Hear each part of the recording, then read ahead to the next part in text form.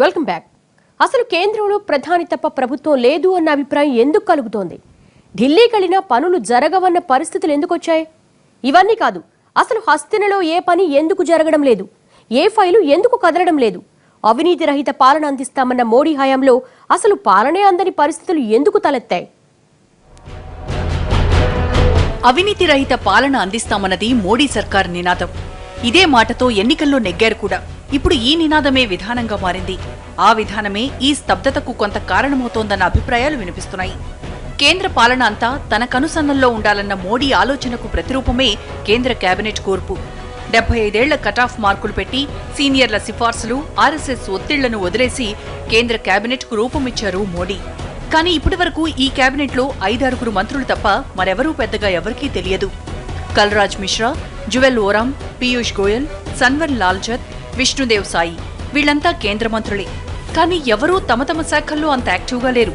ఎందుకంటే పరిపాలన అంతా పెద్ద ఆయన ఆర్డర్లోనే నడుస్తోంది. దీంతో ఆయా శాఖల్లో యాక్టివిటీ లేదు. యూపీఏ హయాంలో జంబో కేబినెట్ ఉండేది. అందులో ప్రతి ఒక్క మంత్రి తనను తాను పీఎం అనుకునే స్థాయిలో స్వతంత్రంగా నిర్ణయాలు తీసుకునేవారు. వాళ్లే కొత్త జీవోలిచ్చేసేవారు. వాళ్లే తమ శాఖలో జరిగే టెండర్లకు అనుమతులిచ్చేవారు. ఇలాంటి స్వతంత్రత ఉండేసరికి ఆయా అన్ని శాఖల్లోనూ యాక్టివిటీ ఎక్కువ ఉండేది. దీంతో ఢిల్లీలో ఆయా శాఖలతో సంబంధిత పనులున్న వారంతా ఢిల్లీకి వచ్చి వెళ్లేవారు. ఇలా అతి స్వతంత్రత ఇవ్వడం వల్లే యూపీఏ కూటమి దేశంలో అతిపెద్ద అవినీతి ప్రభుత్వానికి నిదర్శనంగా నిలిచింది. మోడీ ఈ ప్రమాదం లేకుండా చేయడానికి అన్ని శాఖల పనితీరును నిశితంగా పరిశీలిస్తూ వస్తున్నారు. దీంతో ఎక్కడా అవినీతికి ఆస్కారం లేకుండా పరిపాలన సజావుగా నడుస్తోంది. కానీ అన్ని విషయాల్లోనూ మంత్రులు స్వతంత్రంగా నిర్ణయం తీసుకునే అవకాశం లేకుండా పోతోంది. దీంతో అన్ని సవ్యంగా ఉన్న పనుల విషయంలోనూ ఫైళ్లు నడవడానికి వీలు పట్టడం లేదు. ఎందుకు నెలకొంటుందంటే, ఒకటి ఇన్స్టిట్యూషన్స్ పనిచేస్తే ఢిల్లీ యాక్టివ్ ఉంటుంది. రకరకాల మినిస్ట్రీలు, కాన్ఫరెన్సులు, సెమినార్లు, తర్వాత అభివృద్ధి కార్యక్రమాలు, ఎడ్యుకేషన్ ఉందనుకో, ఎంహెచ్ఆర్డి నిరంతరంగా కన్సల్టేషన్స్ మీటింగ్స్ పెడుతుండేది. స్కూల్ ఎడ్యుకేషన్ ఇంప్రూవ్మెంటు, కాలేజ్ ఎడ్యుకేషన్లో రివ్యూస్, ఇన్స్టిట్యూషనల్ రివ్యూస్ జరిగేది.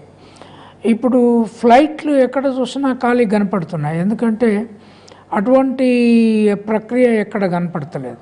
మొత్తంగా ఢిల్లీలో ఫైల్ మూవ్మెంట్ అన్నది చాలా నెమ్మదిగా సాగుతోంది. గత ప్రభుత్వాల హయాంలో రోజులు, వారాల వ్యవధిలో సంతకాలు పూర్తయ్యే ఫైళ్లు ఇప్పుడు నెలల తరబడి అదే డిపార్ట్మెంట్లో మూలుగుతున్నాయి.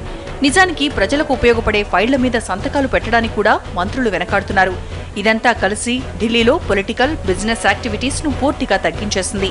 అసలు మేక్ ఇన్ ఇండియా అంటూ ప్రపంచవ్యాప్తంగా దూసుకుపోతున్న మోడీ సర్కార్ పరిశ్రమల స్థాపన విషయానికి వచ్చేసరికి అంత యాక్టివ్గా లేరన్న విమర్శలు వినిపిస్తున్నాయి. దీంతో దేశంలో ఎక్కడా కొత్త పరిశ్రమ స్థాపన జరగడం లేదన్న అభిప్రాయం పెరుగుతూ వస్తోంది. జీవితంలో ఎప్పుడు కూడా మాటలనే చూడరు, ఆచరణలో చూస్తారు. ఇప్పుడు ఉదాహరణకు ఎన్డీఏ ప్రభుత్వం మొదటిసారి అధికారంలోకి వచ్చినప్పుడు షైనింగ్ ఇండియా అని చెప్పి ఉదరగొట్టారు. భారతదేశం వెలిగిపోతుంది అని. మరి వెలిగిపోయిన తర్వాత కూడా ఆ వెలిగిపోయిన భారతదేశ పౌరులు ఎందుకు బీజేపీని వెలుగులతో నింపలేదు? 2004లో ఓడిపోయారు కదా. అటల్ బిహారీ వాజ్పేయి లాంటి అద్భుతమైన వాక్చాతుర్యం ఉన్న నాయకుడు ముందు అటు హిందీ, ఇంగ్లీష్ను కలిపి చదివేటువంటి సోనియా గాంధీ ఎన్నికల ప్రచారం ఓడించగలిగింది. అందువల్ల ఇప్పుడు అల్టిమేట్గా ప్రజలు చూసేది పర్ఫార్మెన్స్, ప్రజలు చూసేది ఆచరణ చూస్తారు. ప్రజలు ఉపన్యాసాలను చూడరు. ఉపన్యాసాలు చూస్తే ఒక్కరోజు ఉంటుంది, 2 రోజులు ఉంటుంది, 3 రోజులు బాగుంటుంది. ఆచరణలో ఎలా పనిచేస్తారనేది మైండ్.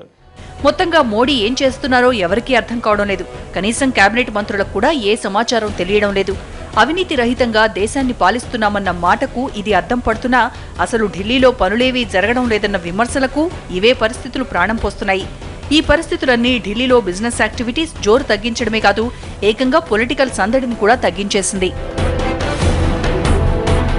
మోడీ పరిపాలనా తీరు మీద ఇప్పటివరకు ఎక్కడా విమర్శలు రాకపోయినా అవి మాస్ పాలిటిక్స్ కి అలవాటు పడ్డ మన దేశానికి కాస్తంత కొత్తగా అనిపించవచ్చు. ఇన్నాళ్లు ఢిల్లీ అంటే కేంద్ర రాజకీయాలకు కేంద్ర బిందువుగా ఉండేది. అంటే చిన్న పొలిటికల్ యాక్టివిటీ నుంచి పెద్ద స్థాయి పొలిటికల్ నిర్ణయాల వరకు అన్నీ ఢిల్లీ కేంద్రంగానే జరిగేవి. ఒక పార్టీ పంచాయతీ ఎన్నికల దగ్గర నుంచి రాష్ట్ర అసెంబ్లీ ఎన్నికల వరకు ఢిల్లీలోనే పావులు కదిలేవి. ఇక పెద్ద పరిశ్రమలకు రావాల్సిన అనుమతుల నుంచి చిన్న కాంట్రాక్ట్ల వరకు కీలన్నీ ఢిల్లీలోనే ఉండేవి. కానీ అదంతా ఒకప్పటి మాటగా మిగిలిపోయింది. ఇప్పుడు ఢిల్లీలో ప్యూర్ పాలిటిక్స్ నడవడం లేదు, ఫుల్ అడ్మినిస్ట్రేషన్ కనిపించడం లేదు. యాక్టివిటీ తగ్గిపోయింది. యాక్టివిటీ ఎంపీస్ పైరవీ చేస్తున్నారా, వాళ్ళ పనులు అవుతున్నాయా లేదా అది లెక్కలో కాదు. బ్యూరోక్రాట్స్ డెసిషన్స్ ఇంప్లిమెంట్ చేస్తున్నారా లేదా, పాలసీస్ ఉన్నాయా లేదా, అది విషయం. కానీ ప్రధానమంత్రి మోదీ ఏమిటంటే ఒక ఫ్రేజ్ ఏమిటంటే కంట్రోల్ ఫ్రీక్ అనమాట. ప్రతిదీ తన ద్వారా కావాలి, తను చూడాలి, తను మానిటర్ చేయాలి. ఒక మనిషి వలన అయ్యే పని కాదు. ఎప్పటి వరకు అయితే డెలిగేట్ చేయరో పని క్యాబినెట్కి కానీ బ్యూరోక్రాట్స్కి కానీ, అంతవరకు పని జరగదు. అది కూడా బహుశా తనకి పోయిన 2014లో 6-7 నెలల వరకు ఏ పని కాకుంటుండే, ఎందుకంటే తనే చేయాలన్నది. ఇప్పుడు కొంచెం నెమ్మదిగా వెరీ స్లో డెలిగేట్ అవుతోంది, తర్వాత మనకు కనిపిస్తుంది. ఈ పరిస్థితులన్నీ అవినీతి రహిత పాలన అందించే క్రమంలో మోడీ స్ట్రిక్ట్ గా అమలు చేస్తున్న నిర్ణయాల వల్ల తలెత్తాయన్న అభిప్రాయాలు లేకపోలేదు.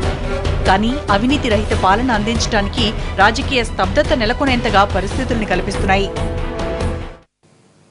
ఇది వాళ్ళ స్టోరీ బోర్డ్. మరో అంశంతో మళ్ళీ కలుద్దాం. నమస్తే.